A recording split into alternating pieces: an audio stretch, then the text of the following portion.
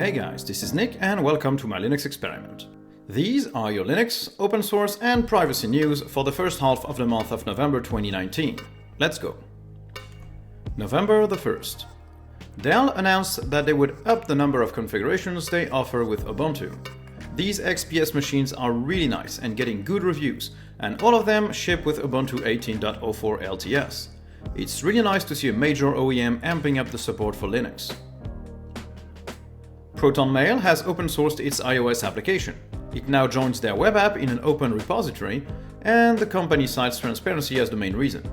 I can only applaud the decision, especially since ProtonMail prides itself on security, privacy, and open source. Wine 4.19 was released with fixes for ARM64, more Visual Basic script features, and 41 bug fixes, including some for the Rockstar Games launcher or Sniper Elite 2. Getting Things GNOME, the GNOME task manager inspired by Getting Things Done, is in the process of being picked up by a new developer, Jean-François Fortin. He aims to bring this great application to a more modern setting, namely GTK 3, and keep developing it. He has a survey online to try and measure the interest in the app, whether it's for code contribution or for financial support. Head to his blog post in the description of the video. Firefox announced that sideloading extensions won't be allowed anymore in Firefox 73, expected to release in February 2020. Mozilla cites security concerns, most of the user reports on malicious extensions being unwanted installs through sideloading. As far as I know, there is no direct reason why you wouldn't want your extension to be available on Firefox Extension Portal, so I don't see this as a huge problem. November the 3rd. LibreOffice will use native GTK dialogs in its version 6.4 instead of the current custom toolkit they use. This should make all file saving and opening dialogs look a lot more at home on most systems. Apparently, the settings will also use GTK, although they didn't announce a redesign of set settings, which would be great as well. A blog post from the team has a lot of examples using Advaita. I'll leave a link in the description of the video.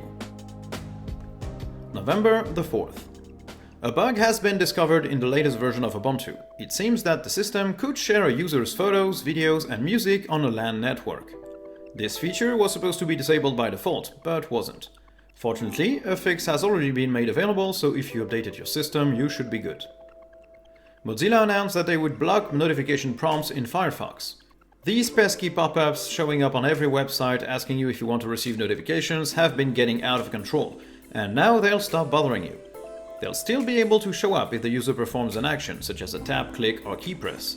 This might not be enough to really get rid of this terrible feature, but it's still a step forwards. NVIDIA released a new version of their Linux driver, which should help performance and solve corruption issues with Saints Row 3 and 4, and add support for HDMI 2.1 variable refresh rate for G-Sync monitors.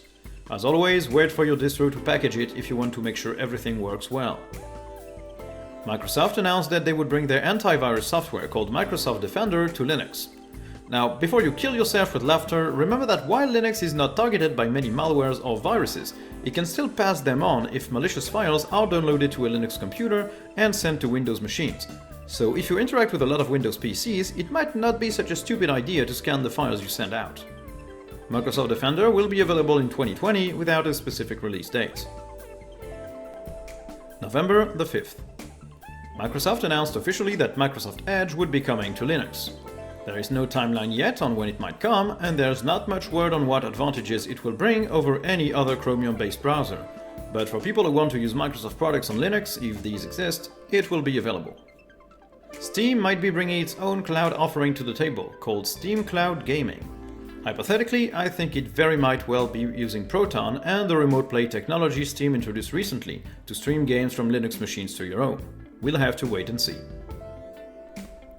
November the 8th. Firefox celebrated its 15th birthday. In 2004, it saw its first release, in a world dominated by Internet Explorer, and made that giant crumble to dust. It became the poster child for successful open source software for a while, and brought tabs to the masses. Only with the arrival and very aggressive push of Chrome did Firefox start losing market share. It's still a better browser than Chrome, in my opinion, especially in terms of privacy, and Fast Company has an excellent article on the various challenges and hurdles it had to overcome. Proton 4.11-8 was released with updates to DXVK 1.4.4, D9VK 0.3, and new versions of Mono and F Audio. It also brings VK-D3D, the final piece missing to its various compatibility layers. It means that Proton now has D9VK for using Vulkan with older DirectX 9 games, DXVK for DirectX 10 and 11, and VK-D3D for DirectX 12 games. It should also take less disk space since the version that Steam distributes has the debug symbol stripped.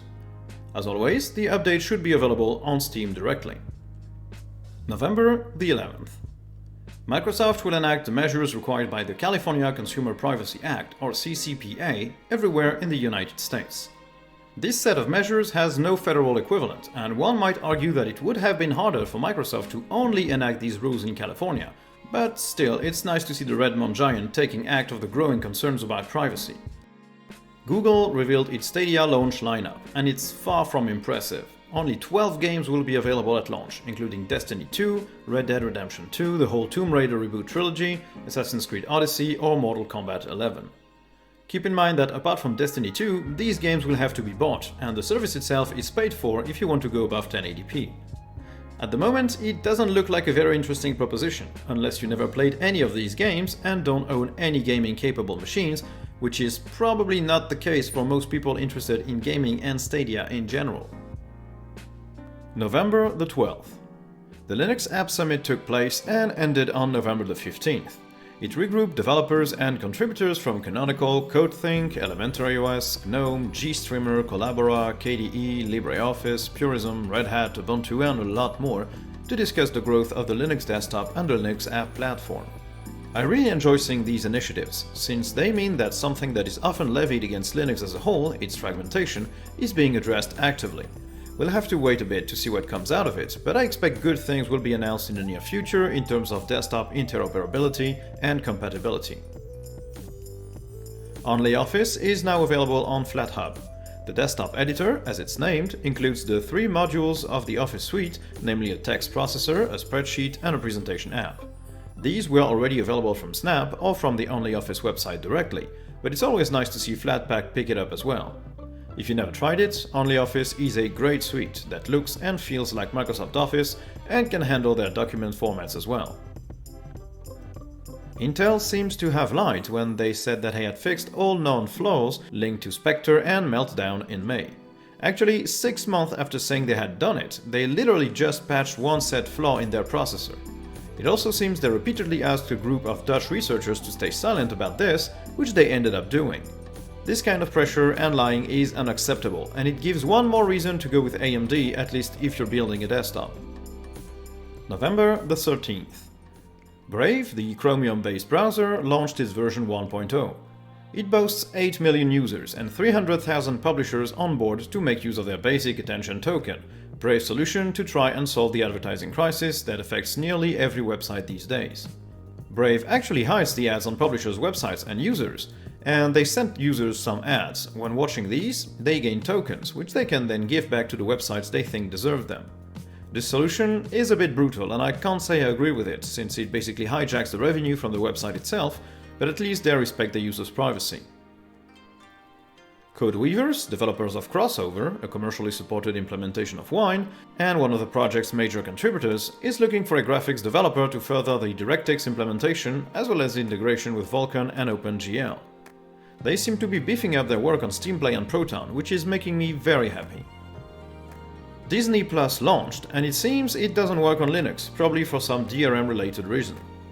It's not available where I live anyway, so I'm in no rush, but it seems stupid for them to not include everyone, especially in a browser-based version. If Netflix and Amazon Prime can manage it, I don't see why Disney would act like a princess. Oh wait. The Ubuntu Snap team wrote a blog post stating the technical differences between Flatpak and Snap, and it's worth a read.